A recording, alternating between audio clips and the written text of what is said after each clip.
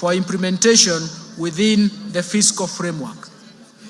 Fifth, the national assets and inventory management reforms. Mr. Speaker, the National Treasury has initiated reforms geared towards automating assets and inventory management in MDAs as well as county governments.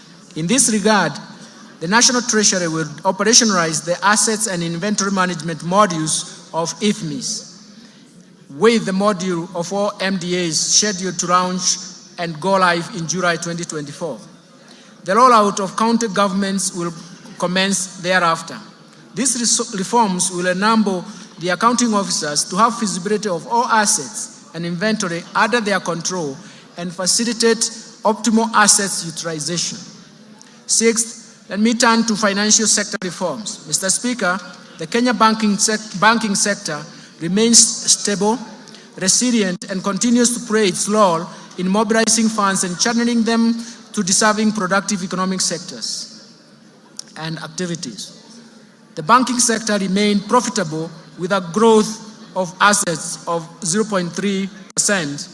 It is now standing at 7.74 trillion in February 2024. Credit from commercial banks to the private sector stood at around 6.9% in terms of growth in April 2024 and has benefited key sectors of the economy. The Financial Inclusion Fund, popularly known as the HASRA Fund, and the de-risking of lending to the MSMEs through the Credit Guarantee Scheme have facilitated additional lending to the MSME sector. Mr. Speaker, to position the banking sector to effectively play its role in Kenya's socio-economic transformation, 3 recent reforms have been implemented. First, the licensing and oversight of digital credit providers to address inherent challenges, including the high cost of credit, unethical debt collection, inadequate disclosures and lack of transparency, breach of data privacy, and abuse of personal information. As at the end of March 2024, 51 digital credit providers have been licensed. Secondly, on climate change, the CBK in April 2024 issued draft Kenya Green Finance Taxonomy for public participation that will serve as a tool to classify whether particular economic activities are green or environmentally sustainable and serve as a guide for banking sector and other market participants in making informed investment decisions or financing decisions. Third, to eliminate money laundering and vulnerability in the banking sector, the CBK has revised the anti-money laundering and combating the financing of terrorism and proliferation of financing, and a supervisory framework has been implemented so that the risk-based supervision is enacted, undertaking institutional and sectoral risk assessment and enhancing staff complement capacity for supervision. Mr. Speaker, the Kenya banking sector is exposed to dynamic global, regional, and even local developments, necessitating reforms in this respect. The following reforms are proposed. First, the Central Bank of Kenya intends to progressively increase the minimum core capital for banks from the current 1 billion to Kenya shillings 10 billion. The CBK will engage the market for an appropriate timetable to achieve this goal. This is intended to strengthen the resilience and increase the bank's capacity to finance large-scale projects while creating sufficient capital buffer to absorb and withstand shocks posed by continuous emerging risks associated with adoption of technology and innovation as institutions expand. Second, the Central Bank plans to amend the Banking Act to provide for dissuasive penalties that are proportionate to the violations committed, support a strong compliance culture in banks, and also make sure that it aligns to international best practice. Let me turn to capital markets developments. Mr. Speaker, in order to enhance price discovery and boost income for coffee farmers, the Capital Markets Authority has licensed 14 coffee brokers, and so far, 29 auctions have been conducted under the Capital Markets Coffee Exchange Regulations 2020. at the Nairobi Coffee Exchange. In addition, the authority has approved the direct settlement system, which has been operationalized by one of the local commercial banks. Let me turn to pension reforms. Mr. Speaker, majority of Kenyans remain uncovered with the retirement benefits coverage stands at about 26%. We need to address this challenge. The Cabinet has approved the National Retirement Benefits Policy in November 2023 that requires all parties to enroll all the employees, both contractual and permanent, and pensionable for registered retirement benefits scheme. To effectively implement the policy, we have initiated the review and harmonization of all the laws governing the retirement benefits sector. Mr. Speaker, to ensure sustainability of the public service pension system, we are revamping the public service pension administration through digitization and re-engineering of the pension management system, which is expected to be completed by December 2024. Mr. Speaker, the informal sector has about 17 million workers, and that accounts for about 83% of the total workforce in the country. This segment has remained excluded from the pension coverage, mainly due to its unique and heterogeneous needs.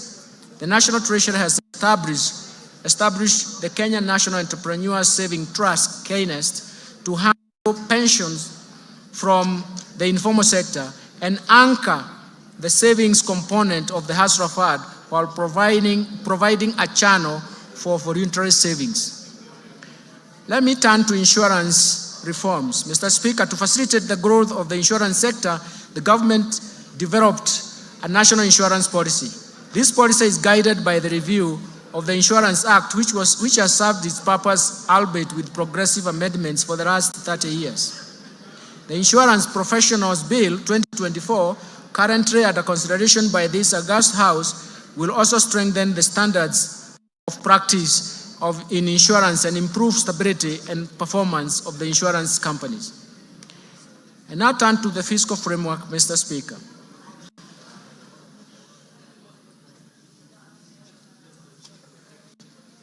Mr. Speaker, the government's fiscal policy is to enhance fiscal consolidation efforts to reduce debt vulnerabilities and rebuild fiscal buffers amid significant global and even domestic challenges. These external and domestic shocks that Kenya has experienced serve as a reminder of the importance of fiscal buffers.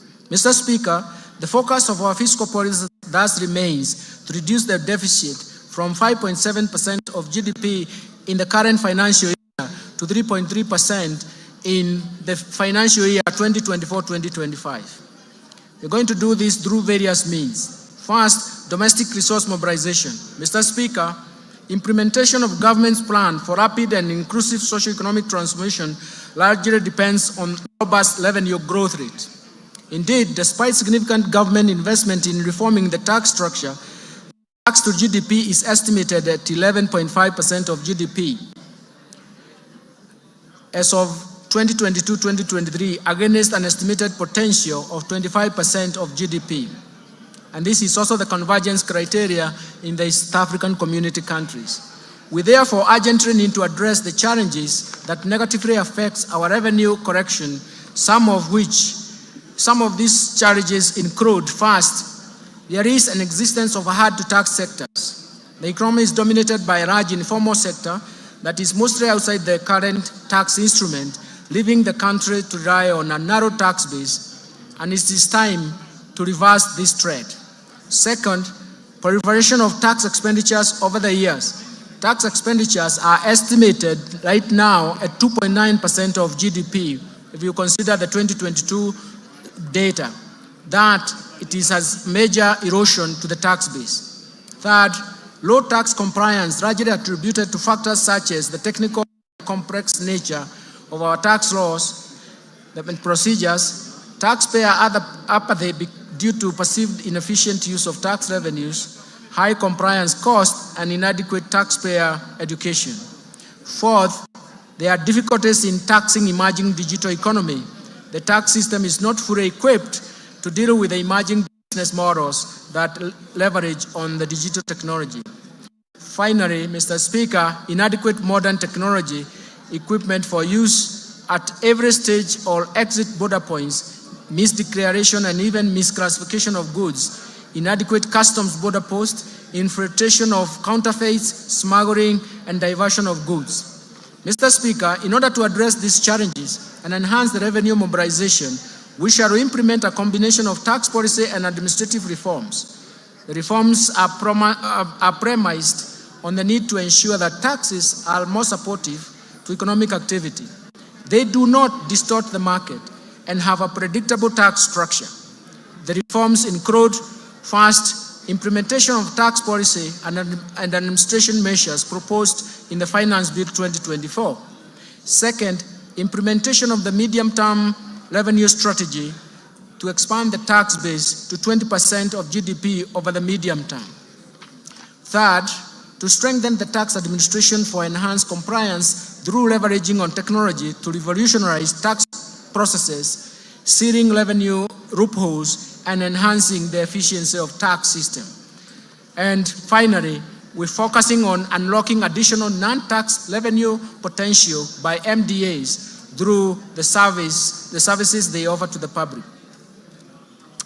Let me turn to improving the efficiency of public expenditure. Mr. Speaker, turning to expenditures, we should ensure that our scarce resources are used in the most efficient and effective way.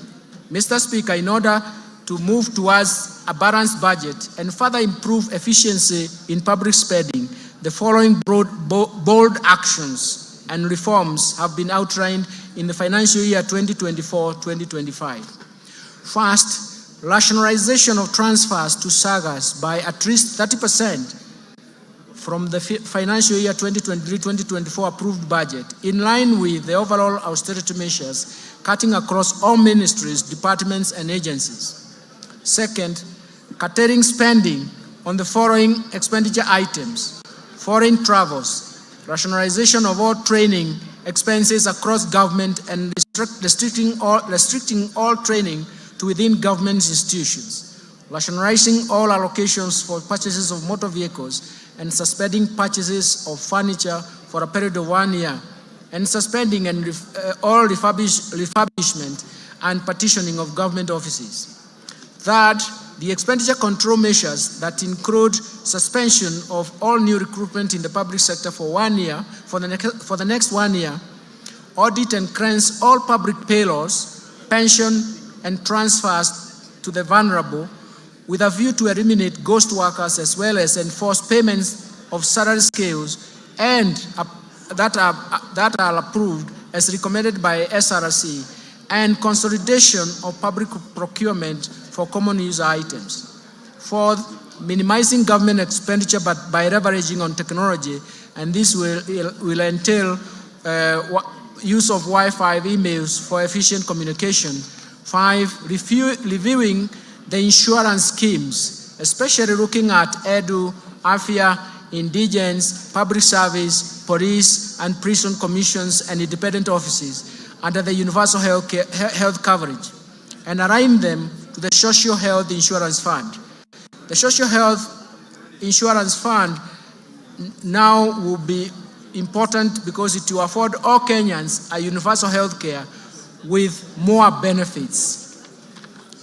6th, suspending the policy of SAGAs investing surplus funds and enforce the requirement of PFM Act 2012 and the PFM Regulations 2015 to surrender such funds to the Exchequer.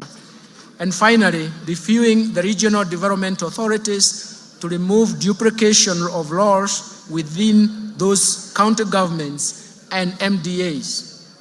Since the beginning of this financial year, the government has also implemented initiatives to contain the growth of expenditures.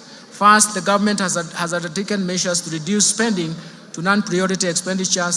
Second, the public-private partnership framework targets commercially viable projects, but also considers the contingent liabilities that come under this framework. And third, we are reviewing the portfolio of externally funded projects with a view to restructuring and realigning them with bottom-up economic transformation agenda. All these initiatives, Mr. Speaker, will help lower the expenditures. I now turn to revenue measures, revenue projections. Mr. Speaker, with the policy measures and structural reforms highlighted above, we project total revenue corrections, including appropriations in aid for the financial year 2024-2025 budget to be Kenya shillings 3,343.2 billion, equivalent to 18.5% of GDP. Of this, ordinary revenue is projected to be Kenya shillings 2,917.2 billion, equivalent to 16.2% of GDP.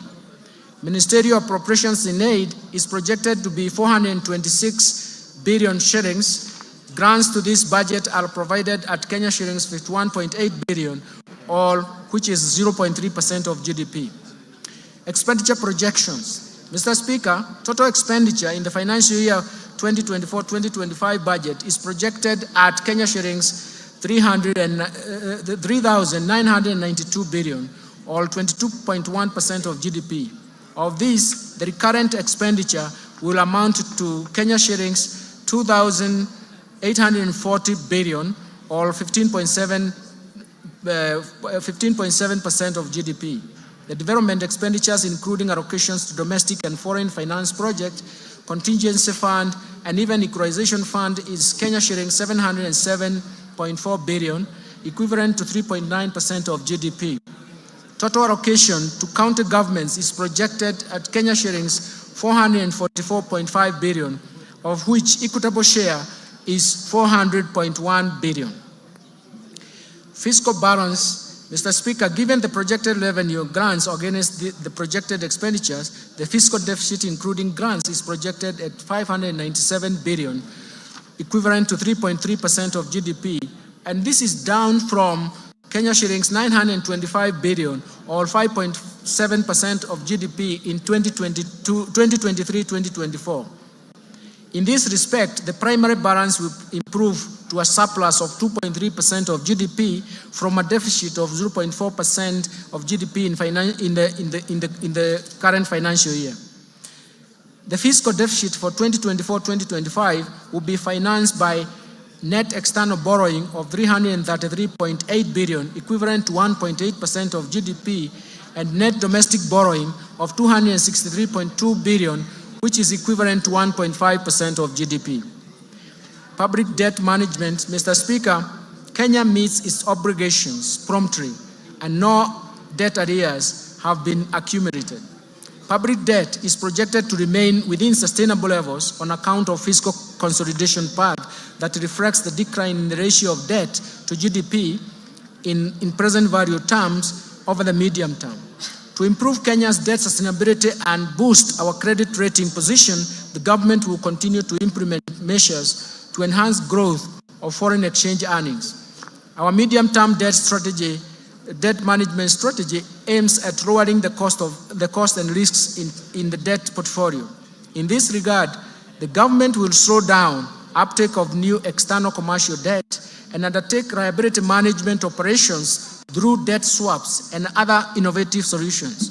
The government will also diversify sources of financing through issuance of Panda Board, Samurai Board, and Sukuk in diverse financial markets in China, Japan, and the Gulf regions respectively. The government will maximize use of concessional financing from bilateral and multilateral institutions to improve the debt sustainability and boost our credit rating.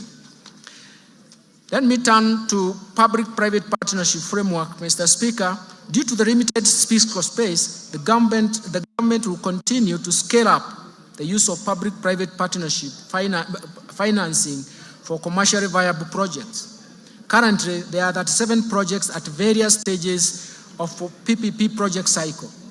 In order to enhance viability of PPP projects, I will soon be proposing amendments to the PFM Act 2012 to speed up the process of financial close, as well as ensure that the related fiscal cost and contingent liabilities are within acceptable levels.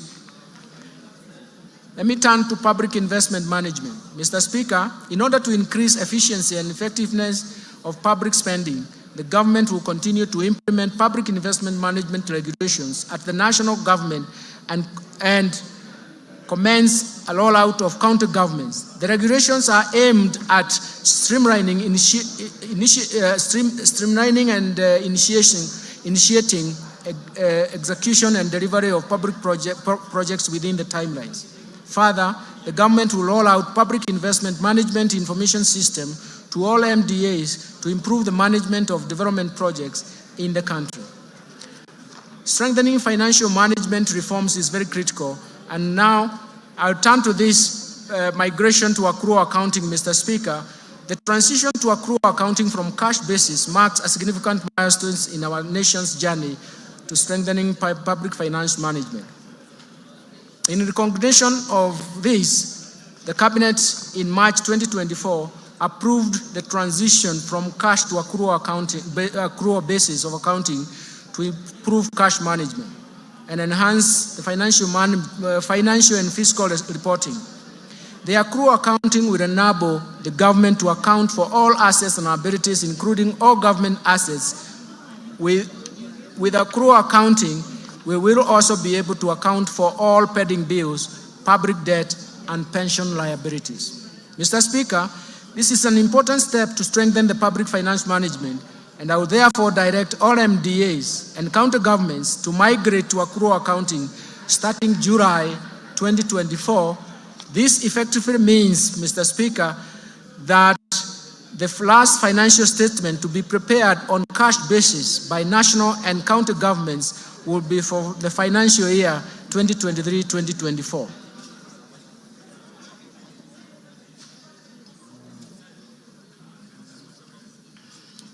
Mr. Speaker, let me turn to Treasury Single Account. Mr. Speaker, the PFM Act 2012 and its attendant registration provides for the establishment of the Treasury Single Account, TSA as we call it, system at both national and county government levels. Based on the experience over the last 10 years since the enactment of PFM Act 2012, the need to review the scope of TSC implementation has become apparent. To improve public cash management, it is necessary to operationalize other elements of the TSA system and that are envisaged in the law. The automation of government payments through the Integrated Financial Management Information System, IFMIS, and the Central Bank of Kenya Internet Banking, IB, system forms a good basis to widen the scope of Treasury Single Account system. The National Treasury undertook an inventory of bank accounts and balances held by public sector entities in various financial institutions and established that as at 30th June 2023, these entities held Kenya shillings 431.7 billion with various financial institutions. These large cash balances were not immediately accessible at the time when the government was very, very cash strained. Mr. Speaker, to address this challenge and underscore the government's unwavering commitment for fiscal discipline, transparency, and efficiency in the management of public finances, the Cabinet approved the implementation of Treasury Single Account system in a clustered approach. The system will consolidate government cash resources into a single account held at the Central Bank of Kenya and sub-treasury single accounts at the commercial banks. The National Treasury in this respect will establish a treasury function to manage the TSA and the TSA sub-account structure so that every day the government financial position is known and ascertained. The migration of the TSA system commences on 1st July 2024. Let me now turn to resource allocation under the bottom-up economic transformation agenda. Mr. Speaker, let me turn the highlights to government spending priorities in the coming financial year.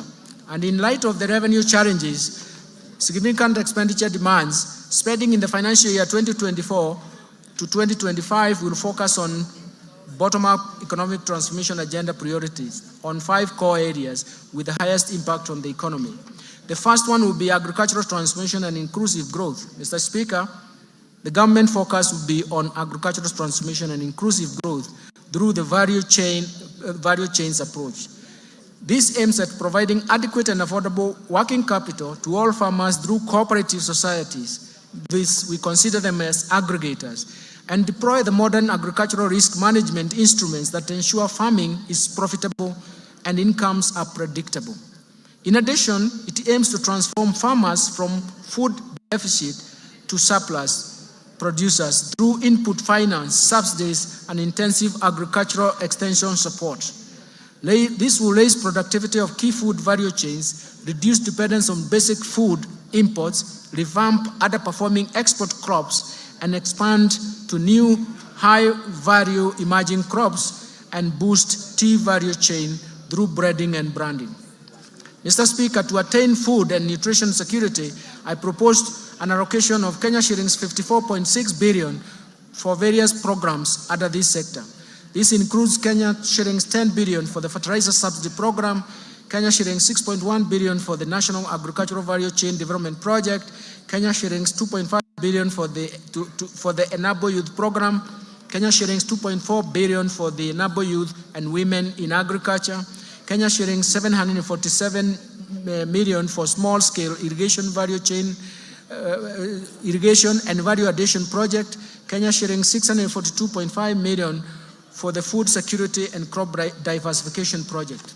Mr. Speaker, to improve livestock production, I propose Kenya shillings 2.4 billion for de-risking, inclusive and value enhancement of pastoral economies program, Kenya shillings 1.5 billion for livestock value chain support project, Kenya shillings 1.5 billion for Kenya livestock commercialization program, Kenya shillings 192.5 million for the embryo transfer project. I have also proposed Kenya shillings 300 million for the Development Leather Industrial Park, Kenani. Mr. Speaker, to support the growth of the brew economy, I propose a total of Kenya shillings 11.3 billion to the brew economy and fisheries subsector. This includes 3.7 billion to aquaculture business development project, Kenya shillings 3.1 billion to the Kenya Marine Fisheries and Socio-Economic Development Project, Kenya shillings 540 million for rehabilitation of fish riding sites, Kenya shillings 695.5 million for Riwatoni Ultra-Modern Fish Hub, and Kenya shillings 600 million for marine fish assessment. Mr. Speaker, to raise agricultural productivity, enhance resilience to climate change risks in targeted smallholder farming and even pastoral communities, I propose an allocation of 340 million shillings towards adding drought and emergencies project. Mr. Speaker, to ensure legitimacy of RAD ownership and settle the RAD race, I propose a sum of 5.5 billion. This allocation will cater for the processing and registration of the title deeds, settlement of the RAD race, digitization of the RAD registry, geo-referencing of RAD parcels, and construction of RAD registries. Second, I want to turn to transforming micro, small, and medium enterprises economy. Mr. Speaker, accessibility and affordable credit to most Kenyans at the bottom of the pyramid remains a challenge. To address this challenge, the government is proposing an additional allocation of 5 billion shillings to the Financial Inclusion or HASRAS Fund to scale up access to credit for households and MSMEs. I also propose an additional 200 million for the Youth Enterprise Development Fund, Kenya shillings 162.5 million for the Center for Entrepreneurship Project, and Kenya shillings 1.9 billion for Rural Kenya Financial Inclusion Facility. Third, let me turn to housing and settlement, Mr. Speaker. Mr. Speaker, the government's commitment to turn the housing challenge into an economic opportunity to create quality jobs for the youth directly in the construction sector and indirectly through the production of building products. This will be achieved through, among other measures, facilitating a delivery of 200,000 houses per annum and enabling low-cost housing mortgages. To continue supporting this initiative, I have proposed an allocation of 92.1 billion shillings for the housing, urban development, and public works. This includes Kenya shillings 8.3 billion under the Kenya Urban Program, Kenya shillings 3 billion to Kenya Mortgage Refinance Company for enhancement of the company's capital as well as for lending to the primary mortgage lenders, Kenya shillings 32.5 billion for construction of affordable housing units, Kenya shillings 15 billion for the construction of social housing unit, Kenya shillings 14.7 billion for social and physical infrastructure.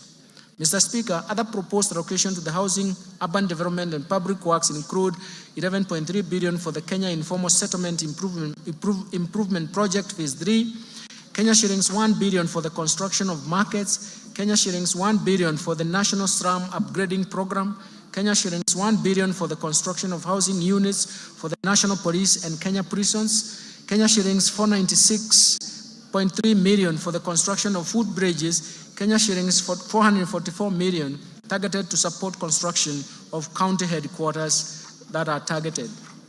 Fourth, universal healthcare coverage. Mr. Speaker, the government is committed and determined to realize the constitutional right to health by promoting access to quality and affordable healthcare through universal healthcare coverage program. Towards this end, Mr. Speaker, I have proposed an allocation of 127 billion to the health sector to support various activities and programs.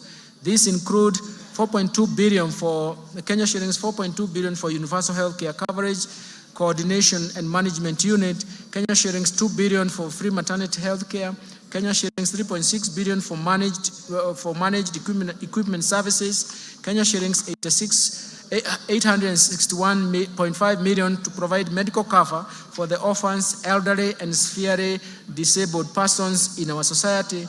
Kenya shillings 4.6 billion to cater for the stipend and acquisition of specialized medical equipment for the community health promoters, and 4.1 billion shillings for primary health care fund. Mr. Speaker, throughout the cases of HIV, AIDS, malaria, and tuberculosis, and enhance the vaccines and immunization program in the country, I have proposed Kenya shillings 28.7 billion for the Global Fund and Kenya shillings 4.6 billion for vaccines and immunization programs, respectively. Mr. Speaker, to enhance the early diagnosis and management of cancer and reduce the burden of treatment among Kenyans, I have proposed an allocation of Kenya shillings 1.1 billion to strengthen cancer management in Kenyatta National Hospital and Kisii Level 5 hospitals. I have also proposed Kenya shillings 2 billion to the Emergencies, Chronic and Critical Illness Fund. Mr. Speaker, to improve health service delivery, I have proposed a sum of Kenya shillings 29.7 billion for Kenyatta National Hospital and Moi Teaching and Referral Hospitals. This includes 2.6 billion for the construction of Kenyatta National Hospital Burns and Pediatric Center. I've also proposed Kenya shillings 5.2 billion for the Kenya Medical Supplies Agency, Kenya shillings 2.5 billion for the Kenya Medical Research Institute, Kenya shillings 1 billion for procurement of family planning and reproductive health commodities, and Kenya shillings 760 million for procurement of equipment at the National Blood Transfusion Services. Further, to strengthen the capacity of medical personnel, I have proposed Kenya shillings 3.7 billion for medical interns, Kenya shillings 406 million for training of health personnel, and Kenya shillings 8.6 billion for Kenya Medical Training Center. Finally, the digital superhighway and creative economy. Mr. Speaker, investment in digital superhighway and creative economy continues to play a critical role in enabling the government achieve the objectives of bottom-up economic transformation agenda through increased productivity and competitiveness. On the creative economy promotion of music, theater, and graphic design, digital animation, fashion, and craft, among others, continues to create jobs opportunities for the youth. Mr. Speaker, to support the growing digital superhighway and creative economy, I have proposed an allocation of Kenya shillings 16.3 billion to fund the initiatives in the information, communication, and technology sector. Specifically, this proposed allocation includes 1.1 billion for government shared services, 704 million for digital superhighway, 2.3 billion for the construction of Kenya Advanced Institute of Science and Technology at Concert Technopolis, 2.8 billion for Kenya Digital Economy Acceleration Project, and 2.8 billion for maintenance and rehabilitation of the last mile county connectivity network. In order to fast track the developments of the Concert Technopolis City, I I have proposed an allocation of 1.5 billion for the horizontal infrastructure phase 1 and Kenya shillings 5.2 billion for the KONSA data center and smart city facilities. Other key allocations to critical sectors supporting better include investment in critical infrastructure. Mr. Speaker, the government continues to expand and maintain critical infrastructure in roads, railways, sea, and airports to achieve socio-economic transformation that will also enhance Kenya's competitiveness and facilitate cross-border trade and regional integration. Towards this end, I have proposed an allocation of Kenya shillings 193.4 billion for development of roads. This includes 86.2 billion to support construction of roads and bridges, Kenya shillings 37.7 billion for the rehabilitation of roads, and Kenya shillings 69.5 billion for road maintenance. Mr. Speaker, to expand the railway transport and even associated infrastructure, I have proposed Kenya shillings 25.2 billion.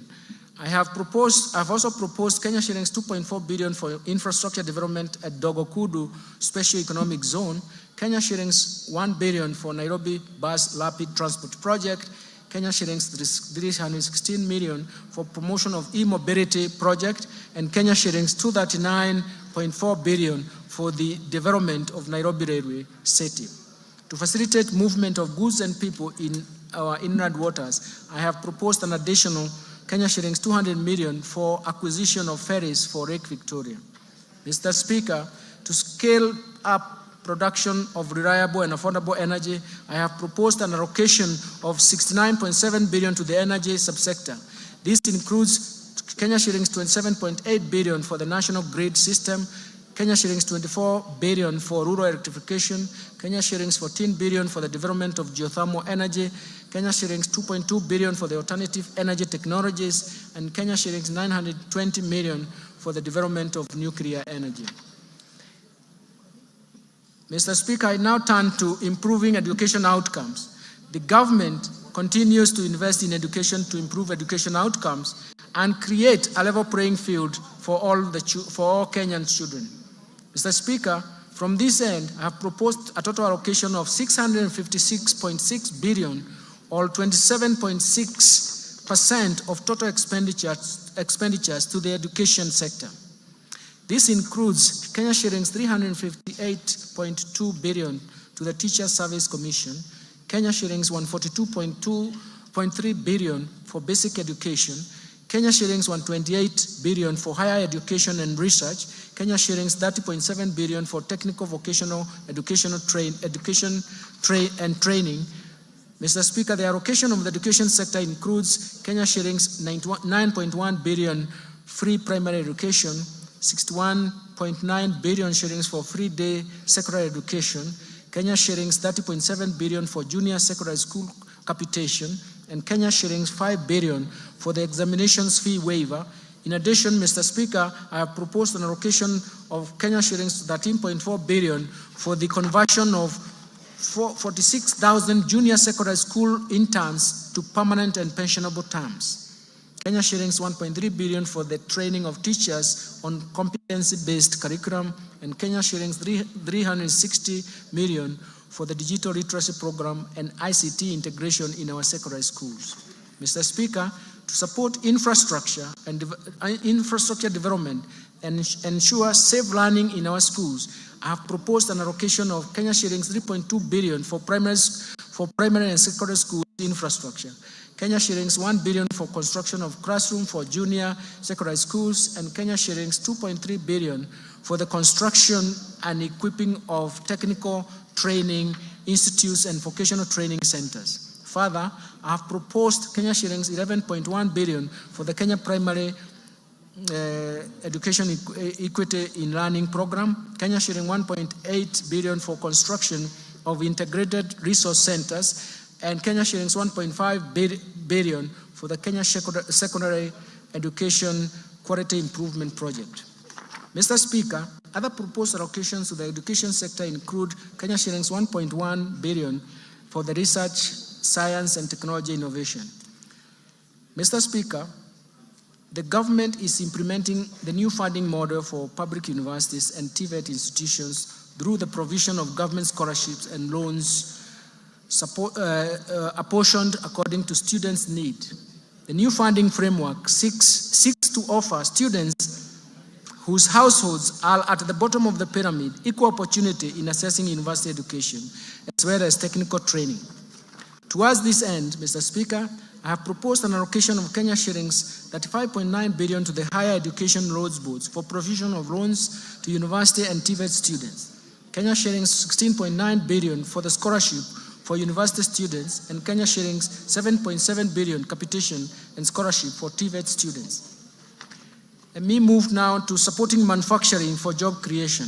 Mr. Speaker, further to promote local industries, I have proposed an allocation of Kenya shillings 23.7 billion under various implementing ministries, departments, and agencies. Out of these, 4.5 billion will support establishment of county integrated agro-industrial parks, Kenya shillings 1.9 billion for supporting access to finance and enterprise recovery SAFA project, Kenya shillings 1.1 billion for construction of investor sheds in Athi River, Kenya shillings 1.9 billion for establishment of 6 flagship export processing zones hubs, Kenya shillings 440 million to the development of special economic zones textile park in Naivasha, and Kenya shillings 1 billion for the Kenya Jobs Economic Transformation KJET.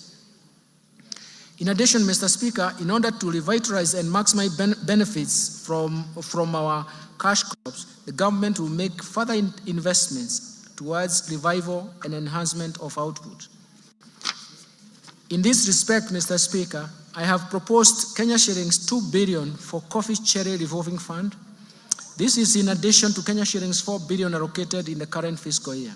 Kenya shillings 1.5 billion for payments of debts owed to sugarcane farmers, arrears to employees and maintenance of cane testing units, Kenya shillings 120 million for cotton industry revitalization project, and Kenya shillings 150 million for the pyrethrum industry recovery.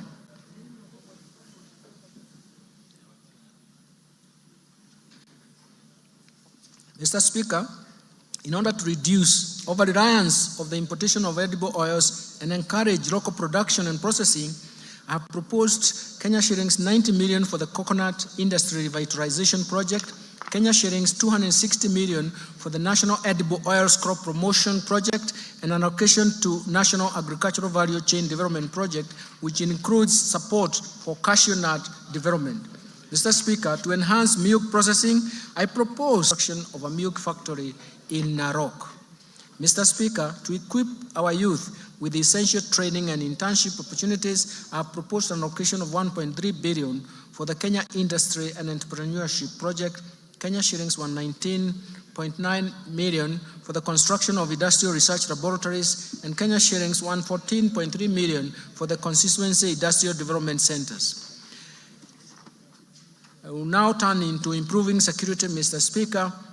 Mr. Speaker, enhanced national security creates an enabling environment for businesses to thrive while aiding faster economic recovery. It is in this regard I have proposed an allocation of 377.5 billion to support the operations of the National Police Service, Defense and National Intelligence Service and Prison Services. Mr. Speaker, the proposed allocations include Kenya shillings 173.1 billion for defense, 110.6 billion for National Police Service, 46.3 billion for the National Intelligence Service, and Kenya shillings 32.7 billion for prison services. I have proposed an allocation of 13.9 billion to cater for leasing police motor vehicles and the modernization program. Mr. Speaker, to step up the war on crime and embrace support to administration of justice, I have proposed Kenya shillings 918.4 million to equip the National Forensic Laboratory. Protecting the vulnerable groups, Mr. Speaker, as a caring government, we shall continue to protect the vulnerable members of our society.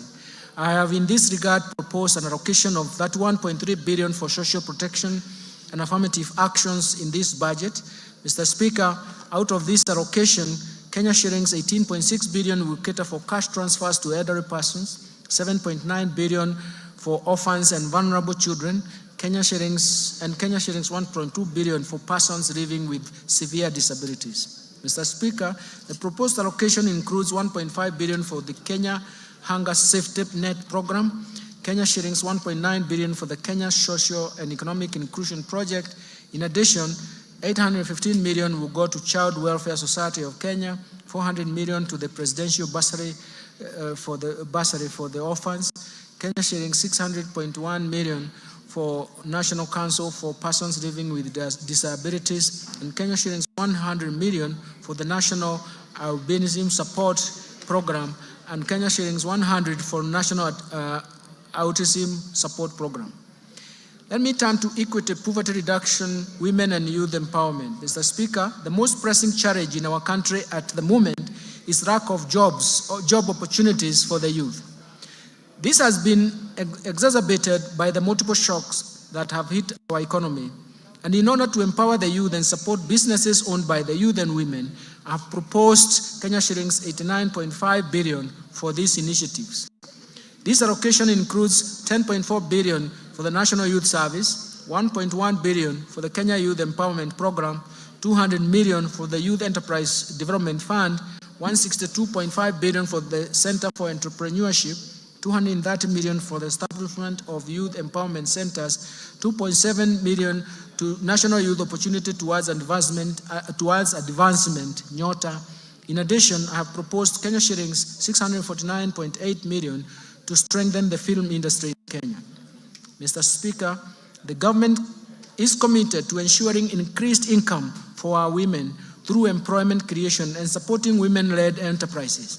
And to further empower our women, I have proposed Kenya shillings 182.8 million for the Women Enterprise Fund, Kenya shillings 3.5 billion for the National Government Affirmative Action Fund. Mr. Speaker, to promote regional equity, reduce poverty, and enhance social development, I have proposed Kenya shillings 63 billion for the National Government Constituency Development Fund, as well as Kenya shillings 8 billion for the Equalization Fund to finance programs identified in marginal areas. Let me turn now to stimulating tourism, growth, sports, culture, and recreation and arts. Mr. Speaker, the government has prioritized expanding the space for creativity, including freedom of expression and protection of intellectual property rights. The government will also strengthen mainstreaming of arts and culture, infrastructure and support cultural production, and as well as creative economy. We are also cognizant of the brand value of Kenyans participating and excelling in international sports arena as incalculable. To support tourism, sports, culture, and even recreation, I have proposed an allocation of 23.7 billion, and this includes an allocation of 16.5 billion for the Sports, Arts, Social Development Fund, Kenya shillings 4.9 billion for the Tourism Fund, and Kenya shillings 2.2 billion for the Tourism Promotion Fund. Let me turn to environment protection, water and natural resources. Mr. Speaker, in order to support environment and water conservation and respond to climate change, I have proposed an allocation of Kenya shillings 10.7 billion for forest resources conservation and management, 1.7 billion for forest research and development, 2.7 billion for environment management and protection, 5.9 billion for the Kenya Financing Locally Led Climate Action Project, 1.6 billion for meteorological services, and Kenya shillings 13.1 billion for wildlife security, conservation, and management. In addition, Mr. Speaker, I have proposed Kenya shillings 1 billion for wildlife research and development, Kenya shillings 1.2 billion for human-wildlife conflict compensation, and Kenya shillings 800 million for wildlife insurance. Mr. Speaker, to expand and access clean and adequate water for domestic and agricultural use, I have proposed an allocation of Kenya shillings 36.6 billion for the water and sewerage infrastructure development, 12.5 billion for water resources management, and Kenya shillings 1.9 billion for water storage and flood control. In addition, I have proposed 17.8 billion for irrigation and reclamation, Kenya shillings 1.9 billion for water harvesting and storage for irrigation. I now turn to improving governance and sustaining the fight against corruption. To enhance good governance and Mr. Speaker, and scale up fight against corruption, I have proposed Kenya shillings 4.2 billion for the Ethics and Anti-Corruption Commission, 4 billion for the Office of Director of Public Prosecution, 6.9 billion for the State Law Office, 8.7 billion for the Office of the Auditor General. In addition, Mr. Speaker, to enhance the oversight and registration of the role of Parliament, I propose an allocation of Kenya shillings 44.6 billion for Parliament. To enable administration and justice, I propose an allocation of 24.7 billion for the judiciary. This includes 900 million for construction and refurbishment of courts and 800 million for the automation of the judiciary. Allocations to the county governments, Mr. Speaker, I turn to this. The county governments will receive a proposed allocation of 400.1 billion as equitable share in the financial year 2024-2025. It's for the first time that they have arrived to this figure of 400 and surpassed it in the last 12 years of devolution. As equitable share of financial year 2024-2025. And this is equivalent to 25.48% of the actual revenue raised nationally for the financial year 2020-2021, which is in compliance with Article 203, subsection 2 of the Constitution of Kenya. In addition to the equitable share of revenue, a further 44.4 billion has been proposed as additional allocation to county governments. This comprises of 8.76 billion for the national government share of revenue, Kenya shillings 35.66 billion from proceeds of external loans and grants for the external loans and grants. Equalization Fund, Mr. Speaker, we have proposed an allocation of 8 billion for the Equalization Fund, which is 0.5% of the actual revenue raised nationally in 2020-2021 reference year. Measures to enhance county government's own source revenue, Mr. Speaker, the National Treasury is implementing a policy to support the enhancement of own source revenue by county governments as we await the enactment of the National Rating Bill. This bill will enable the county governments to correct more property rates, including contribution in lieu of rates. In addition, Mr. Speaker, a multi-agency committee has been formed to manage the rollout of the proposed integrated county revenue management system in 47 county governments. This system will increase transparency, accountability, and efficiency in revenue collection. Let me turn now to taxation measures, Mr. Speaker.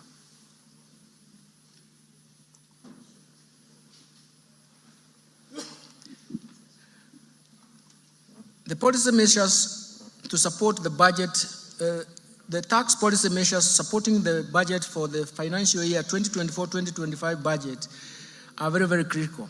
In the course of this year, we embarked on tax policy review through a number of tax studies that will support the development of a progressive tax system. Mr. Speaker, the objective of these reforms is to develop an elaborate tax policy that will raise adequate revenue to finance recurrent as well as development budgets. For this to materialize, we intend to first to develop diverse methods to enlarge the tax base. Second, we want to make sure that we minimize tax expenditures that amount to to Kenya shillings 396 billion, which is equivalent to 2.9% of GDP as of 2022. Of the Kenya shillings 396 billion, 63.1% of it is on VAT refunds alone on zero-rated final consumer goods. Third, we want to create a tax system that is not only predictable to taxpayers, but also yields predictable revenues to government. Fourth, we want to develop a tax system that supports markets, that supports production, consumption, and even investments. Mr. Speaker, thank you.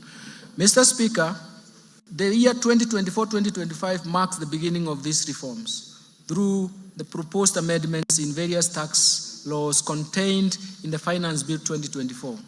Mr. Speaker, these reforms are part of a wider tax policy reforms contained in the medium-term revenue strategy, and I will shortly be providing highlights of these reforms. Additionally, Mr. Speaker, during the East African Community pre-budget consultations held in May 2024, the ministers responsible for finance and economic planning in the East African Community region agreed on customs measures that will support and protect industries in the region. Mr. Speaker, the tax measures proposed in the Finance Bill 2024 and the said custom measures are expected to generate an additional Kenya shillings 346.7 billion or 1.9% of GDP to the exchequer for the financial year 2024-2025. Let me start with custom duties. Mr. Speaker, allow me to provide highlights of some of the custom measures agreed during the pre-budget consultation with the East African Community partner states.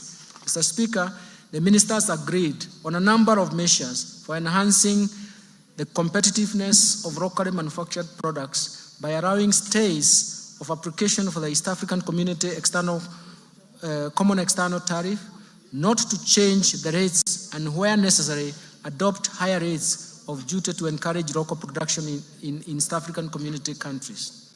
The ministers also agreed on duty remissions for raw materials and inputs used by local manufacturers to facilitate East African Community domestic production. Mr. Speaker, in order to meet local demands and enhance food security in Kenya on key staple foods, Kenya was granted an extension of the current stay of application to import rice at a duty rate of 35% or $200 per metric ton, whichever is higher, for 1 year, instead of East African Community Common External Tariff rate of 75% or $345 per metric ton, whichever is higher. And also, Kenya was allowed to import wheat at a duty rate of 10% instead of 35% for 1 year under the EAC, East African Community Duty Remission Scheme. Mr. Speaker, Kenya has a strong assembly of electronics industry, including mobile phones. In order to further open up the ICT sector to more investors, Kenya requested for duty remission on inputs for manufacture and assembly of smart telecommunication devices, including mobile phones, laptops, and tablets. This request was granted.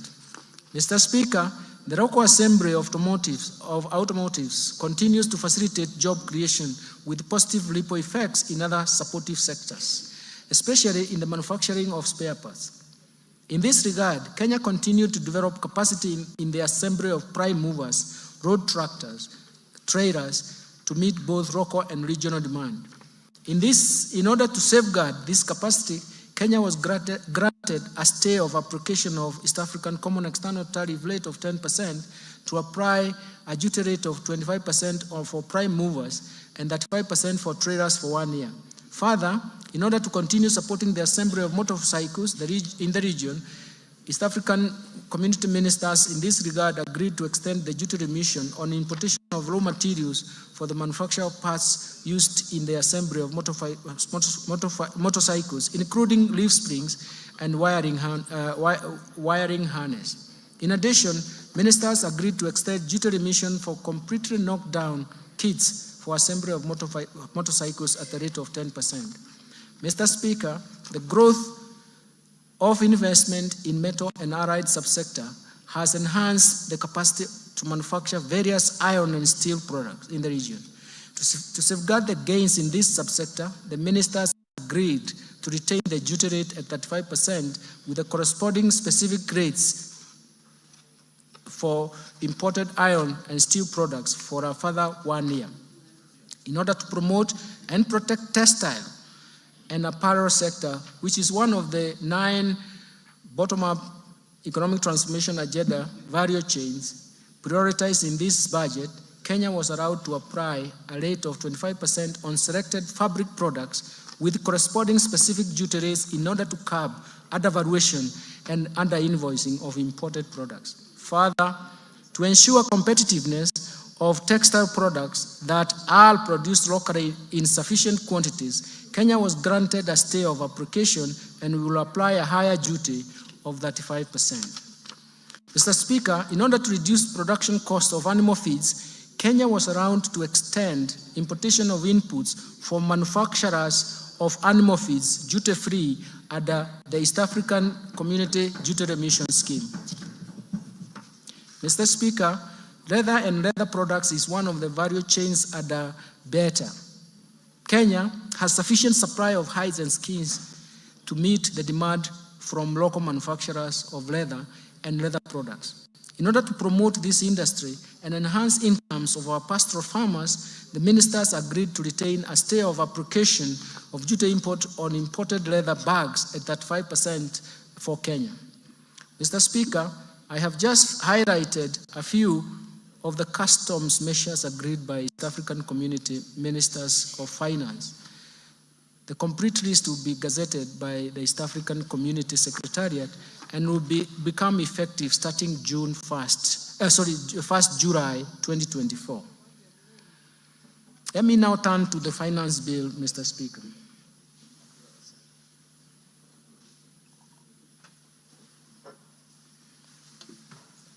Mr. Speaker, allow me to highlight tax policy measures proposed in the Finance Bill 2024.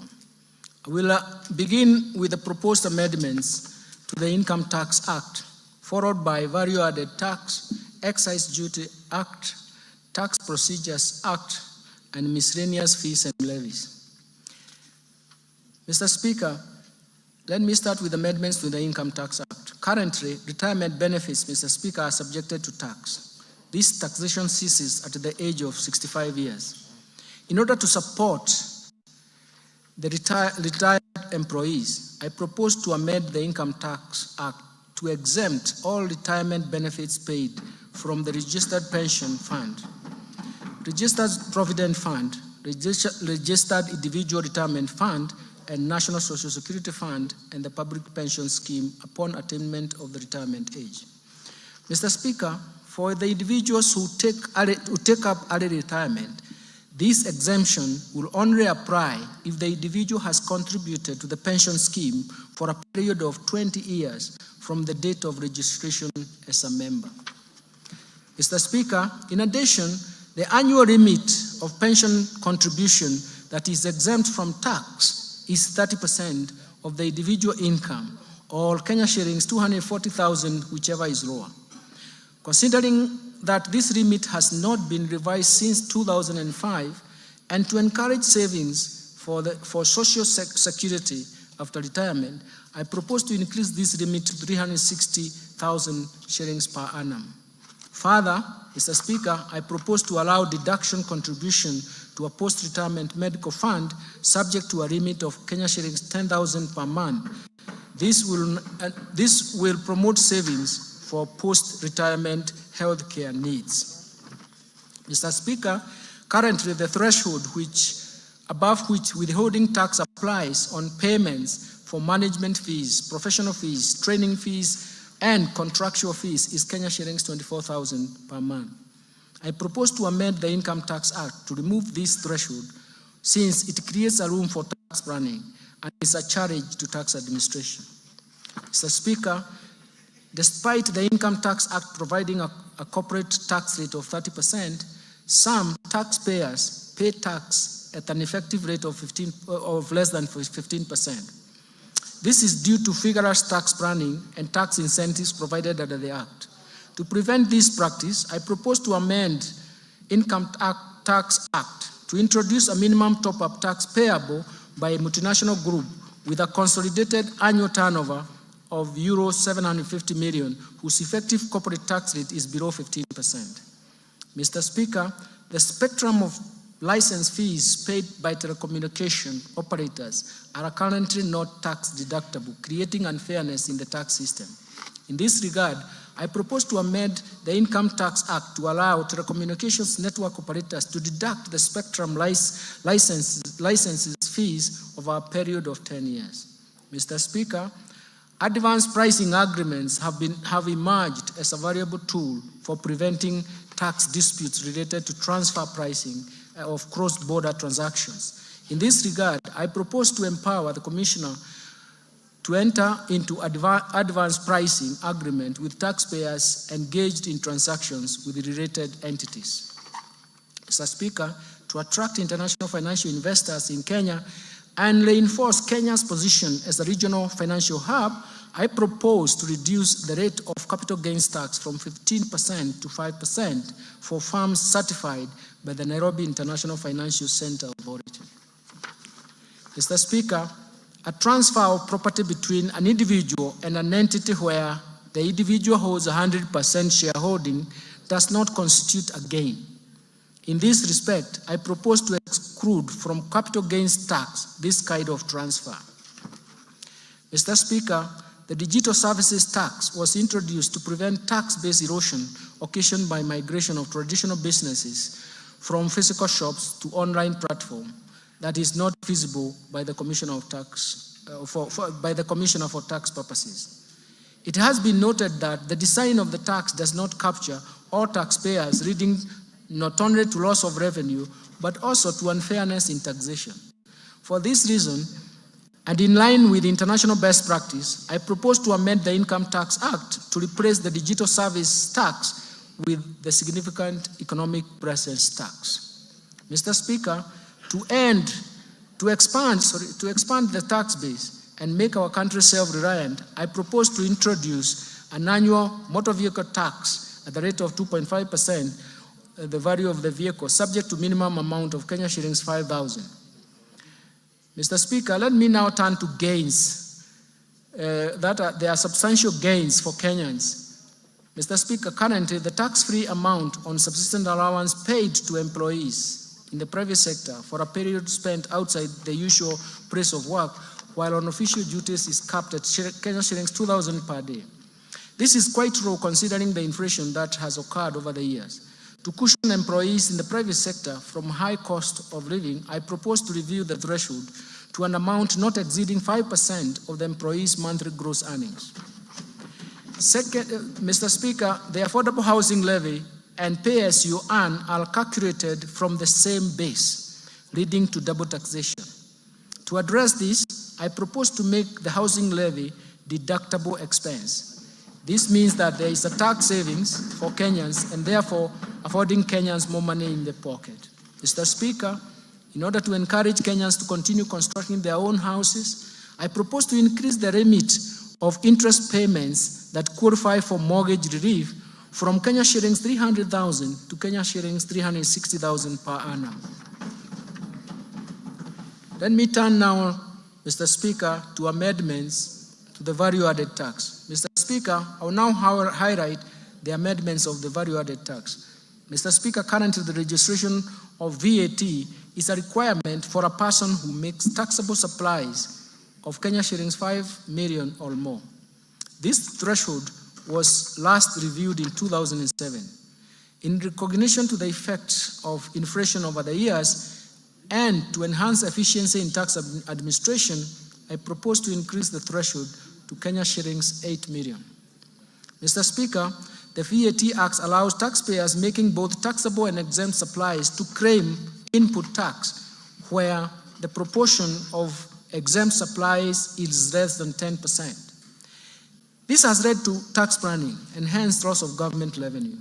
To address this, I have proposed the removal of the threshold so that only the input tax relating to taxable supplies are deductible. Mr. Speaker, in support of the government's effort to combat malaria, I propose to remove VAT on mosquito repellents and raw materials used in the manufacture of repellents. This will encourage local production of the repellents. Mr. Speaker, tax expenditure was estimated at 393.6 billion, or about 2.9% of GDP for the year 2022.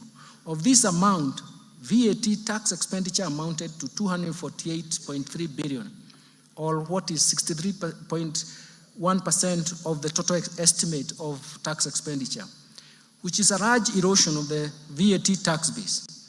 Mr. Speaker, tax expenditure creates avenues for revenue leakage and thus denying government the revenue to support key priorities that benefit majority of Kenyans, of the citizens in Kenya. Recognizing the importance of tax expenditure in the promotion of investment and addressing welfare challenges in the economy, and in line with the medium-term revenue strategy, I propose to rationalize the VAT tax expenditure as provided for in the VAT Act in form of exemptions and zero rating based on the following criteria. First, that goods currently exempt be subjected to VAT.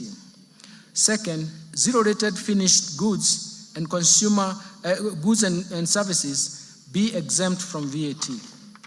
Third, zero rating be restricted to goods and taxable services meant for export. Based on the above, Mr. Speaker, Mr. Speaker, I have proposed several amendments to the first schedule of the VAT Act in order to move some goods and services from exempt to vatable status. In addition, I have also proposed amendments to the second schedule of the VAT Act so that we can move some of the goods and services from zero rating to either exempt status or vatable. This rationalization is expected to expand the VAT tax base and create fairness in taxation. Let me turn now to amendments in the Excise Duty Act. Mr. Speaker, the tax measures I have proposed under excise duty, I propose to change as follows. I propose to change the due date of payment of excise duty on alcoholic beverages from 24 hours within 5 working days after removal from the stockroom. The 24 hours time frame has posed administrative challenges and cash flow, as well as cash flow challenges to the taxpayers. Mr. Speaker, to protect local assemblies and create fairness and equity in taxation, I propose an introduction of excise duty on imported fully built motorcycle at the rate of 10% of the customs value, in addition to specific tax duty rate of Kenya shillings 12,952.83 cents per unit, whichever is higher. Mr. Speaker, participation in betting, gaming, prize competition, lotteries continues to affect socio-economic fabric of our society, given their addictive nature. Mr. Speaker, last year we raised the excise duty on these activities from 7.5% to 12.5% to discourage participation.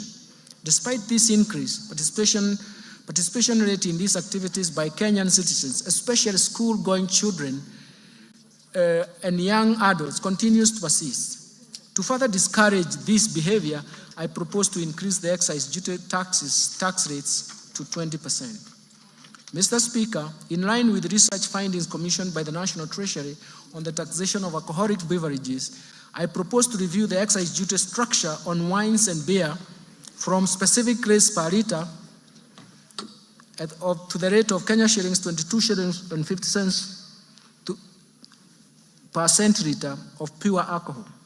In other words, we want to start taxing alcohol beverages on the basis of alcohol content. Further, I propose to change excise duty rate on spirits from specific rates per litre to Kenya shilling 16 per centiliter of pure alcohol. This new structure of taxation based on alcoholic content does not distort the markets, and does not affect the investment decision, and it is expected to encourage responsible consumption behavior of these alcoholic beverages. Mr. Speaker, I also propose to review excise duty structure on cigarettes in line with research conducted and advised that has recommended harmonization of excise duty rates for cigarettes with and without filters at the rate of Kenya shillings 4,100 per mile. This will reduce the incentive for misdeclaration and illicit trade. Mr. Speaker, I propose to increase the excise duty rate from Kenya shillings 1,594.50 cents per kilogram to Kenya shillings 2,000 per kilogram on products containing nicotine or nicotine substitute to address their adverse effects on human health. This excludes those approved medicinal products. Additionally, I propose to increase the excise duty rate on liquid nicotine for electronic cigarettes from Kenya shillings 70 per milliliter to Kenya shillings 100 per milliliter. Mr. Speaker, to provide fair treatment to both residents and non-residents offering excisable services, I propose to amend the Excise Duty Act to charge excisable services offered in Kenya by non-residents through a digital platform. Mr. Speaker, the Finance Act introduced excise duty on fees charged on advertisement of alcoholic beverages, betting, gaming, rotaries, and prize competition on TVs, print media, billboards, and FM stations. This resulted to a shift in choice of advertisement platform from the traditional media to internet and social media. To create a level playing field and to achieve the intended purpose, I propose to expand the scope of this tax to include fees charged on internet and social media advertisements. Mr. Speaker, in order to enhance the administrative efficiency in the issuance of excise licenses to persons dealing with excisable goods or services, I have proposed an amendment to provide for issuance of licenses within 14 working days upon receipt of all required valid documents by the Commissioner. Mr. Speaker, the Finance Act 2023 introduced duty on imported eggs, potatoes, onions at the rate of 25%. To promote trade across East African region, I propose the removal of this excise duty on imported eggs, potatoes, and onions originating from East African Community Partner States, subject to goods meeting the East African Community Rules of Origin. Mr. Speaker, currently, excise duty is 15% on the following: telephone, internet data services, fees charged on money transfer services by banks, fees charged on money transfer by agencies and other financial services providers, and the fees charged on cellular phone service providers. I propose to retain the excise duty rate of 15% on fees charged on money transfer services by cellular phone service providers to benefit retail electronic payments ecosystem. Let me now move to amendments to Tax Procedures Act. Mr. Speaker, I will now highlight those proposed amendments of the Tax Procedures Act. Currently, there is no validity period for the agency notices issued for enforcement of correction of unpaid taxes. This gap often leads to tax disputes and delayed revenue correction. To address this, I propose to amend the Tax Procedures Act to provide 1 year validity period for agency notices. Mr. Speaker, in order to align the timelines for claiming VAT and in the Tax Procedures Act and VAT Act, I propose to delete the reference on timeliness for claiming refunds at the VAT Act, so that the applicable timeline is the 6 months that is provided under the Tax Procedures Act. Mr. Speaker, currently registered manufacturers whose value of investments is in the preceding year, in the preceding 3 years is at least 3 million, are exempted from withholding tax. In order to promote equity and create fairness to all manufacturers, I propose to amend the Tax Procedures Act to remove this exemption. Mr. Speaker, I propose to amend the Tax Procedures Act to clarify that enforcement and correction of taxes will be undertaken where a decision of the tribunal or court is in favor of the Commissioner, and stay orders have not been obtained against the decision. Mr. Speaker, the 60 days provided to the Commissioner in the Tax Procedures Act to review documents submitted by the taxpayers in support of an objection of tax assessment by the Commissioner are not adequate. To ensure comprehensive review, and in order to give the Commissioner adequate time, I propose to extend the timelines to object decisions of the Commissioner from 60 days to 90 days.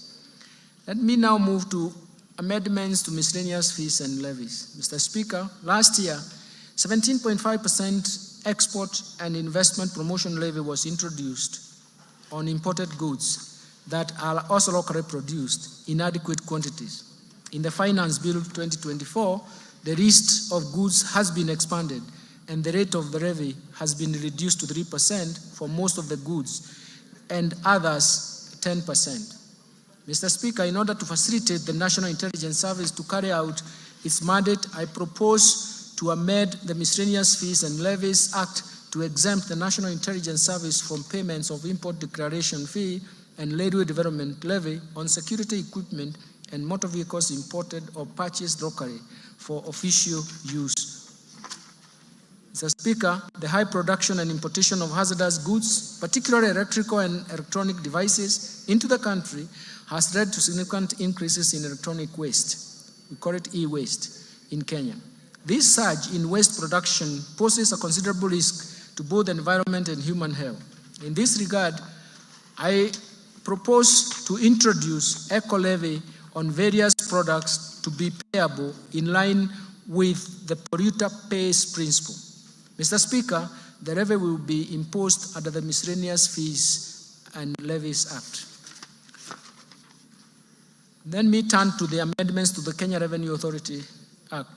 Mr. Speaker, to enhance public knowledge and literacy on tax matters, I propose to amend the Kenya Revenue Act to enable Kenya School of Revenue Administration collaborate with other institutions of higher learning, develop curricula, assess, examine students, and award certificates in tax matters. I have submitted this amendment in a separate bill. In conclusion, Mr. Speaker, the government, under the leadership of His Excellency, the President, Honorable Dr. William Samoei Ruto, has succeeded in steering the economy through a very difficult period of global and domestic challenges. Remarkably, the economy has recovered from the lagged effects of COVID-19 pandemic and unwinding from persistent and successive domestic and external shocks that created some permanent effects. Mr. Speaker, the policies and structural reforms outlined in this budget have laid a firm foundation to protect the fragile recovery for a sustained socio-economic transformation. Financing development is critical to this economic transformation. That is why raising adequate revenues is a core pillar to this economic transformation and growth. I'm confident that these measures will create jobs. They will strengthen economic recovery, and they will reduce the cost of living in the country, thereby providing the much-needed relief to the common mwananchi. I therefore urge honorable members and all Kenyans to support the implementation of the measures contained in this budget for our mutual prosperity. Finally, Mr. Speaker, achieving prosperous Kenya requires leadership and support of every Kenyan. For this reason, I wish to thank His Excellency the President, Dr. William Samoei Ruto, and His Excellency the Deputy President, Honorable Rigathi Gachagua, for their continued wise guidance and leadership and even perseverance to long hours of working to get things right. My special appreciation goes to Prime Cabinet Secretary, the Attorney General, my fellow Cabinet Secretaries, and the respective Principal Secretaries and accounting officers and staff of all MDAs for their support and contribution to the financial year 2024-2025 budget making process and contributions to these budget proposals. My sincere appreciation also goes first to you, Honorable Speaker of the National Assembly, and your counterpart in the Senate, the majority and minority leaders of the entire House leadership, including respective clerks, for overseeing the approval process of the budget estimates for the financial year 2024-2025 and related documents. Second, to honorable chairs, members of both Budget and Appropriation Committee and Finance and National Planning Committee, and all the other departmental committees of this House, as well as of the staff of the Parliamentary Budget Office for their constructive input, excellent leadership during the approval process and the discussions that we have had in the process of these budget proposals. Third, let me thank my colleagues, the National Treasury and Economic Planning, led by Dr. Chris Kipto, the Principal Secretary and the National Treasury, and James Mohati, the Principal Secretary of Economic Planning, State Department of Economic Planning, for their commitment, dedication, and support in the preparation of this budget process, including their own leadership in their own MDAs. Fourth, I want to thank the management and staff of the Central Bank of Kenya, Kenya Revenue Authority, financial sector regulators, and other MDAs for their contributions and advice during this budget process. My gratitude also goes to the multilateral and bilateral development partners for their continued technical and financial support. And further, I thank the private sector for its sustained contribution to the discussions we have had to support the growth of our economy. Sixth, I wish to appreciate the media and non-state actors for their active engagement and even participation in the 2024-2025 budget process. Mr. Speaker, I remain immensely grateful to my family and their support and inspiration as I execute my duties at the National Treasury and Economic Planning, which is not an easy task, I can tell you. Lastly, Mr. Speaker, my utmost gratitude goes to all Kenyans for their contributions, proposals, and suggestions received during the finalization of the budget proposals. The outcome of these measures are to our own benefits and a reward to perseverance on the difficulties that we have gone through and to solve the difficulties ahead of us. Thank you, and may God bless you.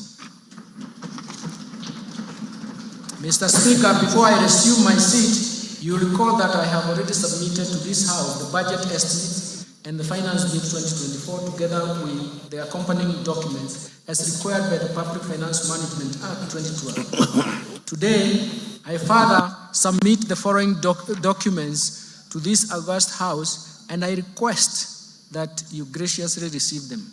First, the budget statements for the financial year 2024-25.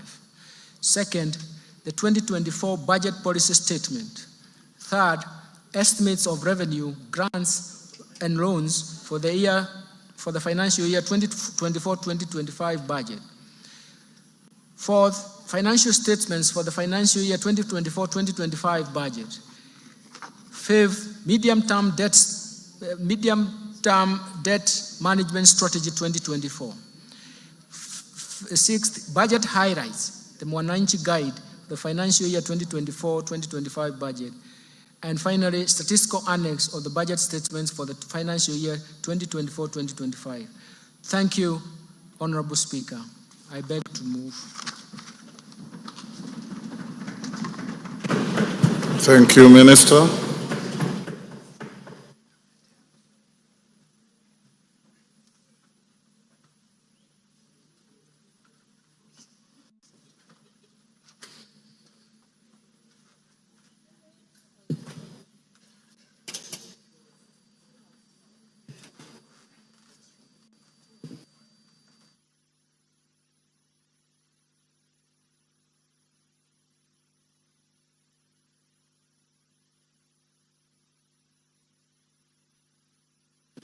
Minister, I'm waiting for the handing over of the documents.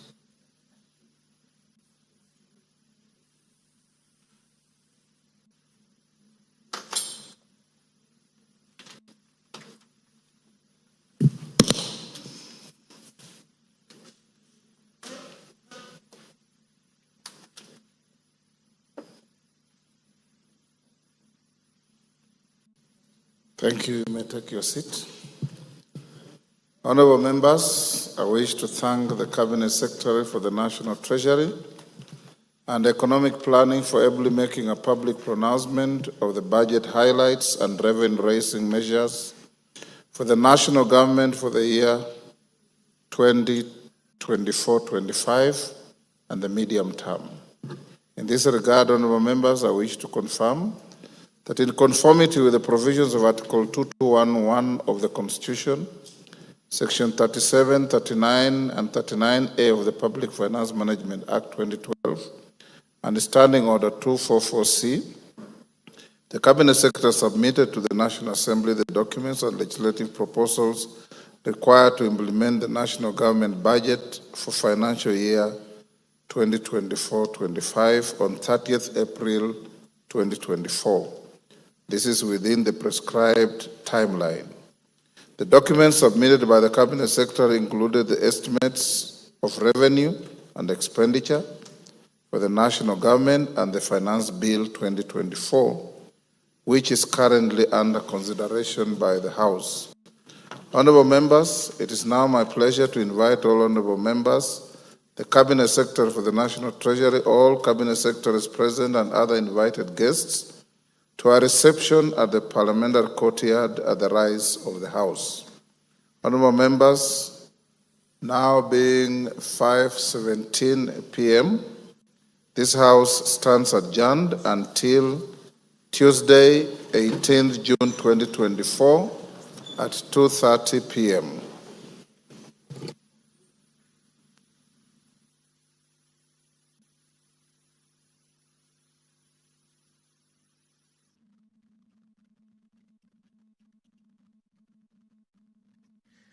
The Treasury Cabinet Secretary, Professor Njuguna Ndung'u, has delivered his much-awaited speech, and the CS has focused his speech on four main points: the economic performance, fiscal policy direction, revenue measures, and expenditure plans, where the Cabinet Secretary has outlined how the government intends to allocate its resources across different sectors such as education, health, infrastructure, and security, among other sectors. This is a broadcast that was brought to you by the Parliamentary Broadcasting Unit in conjunction